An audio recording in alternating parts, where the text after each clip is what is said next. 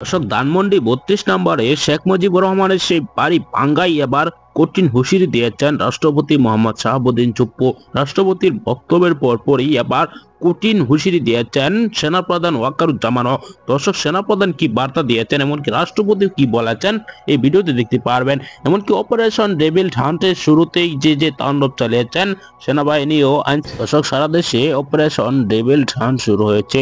সেই অপারেশনকে কেন্দ্র করে কিন্তু রীতিমতো তোলপাড় চলছে।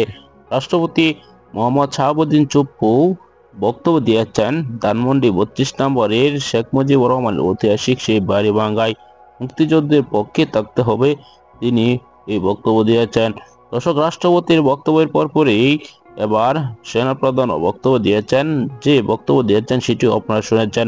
শেখ হাসিনা একটি অডিও বার্তা নিয়ে কিন্তু এরকম তাণ্ডব শুরু হয়েছে বাংলাদেশের রাজনীতিতে। শেখ হাসিনা বারবার লাইভে আসছে, সেই জন্য ছাত্র জনতা আবারও ক্ষিপ্ত হয়ে গেছেন।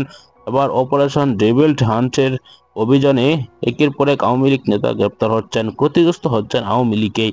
শেখ হাসিনা যতবারই ফোনে আসছেন, কথা বলছেন, প্রকাশ্য আসছেন, তখন থেকে কিন্তু এরকম তাণ্ডব চালাচ্ছে ছাত্র জনতার এরকম কর্মকাণ্ডকে আপনি ভালো চোখে দেখলে অবশ্যই আপনার মতামতটি জানাতে পারেন।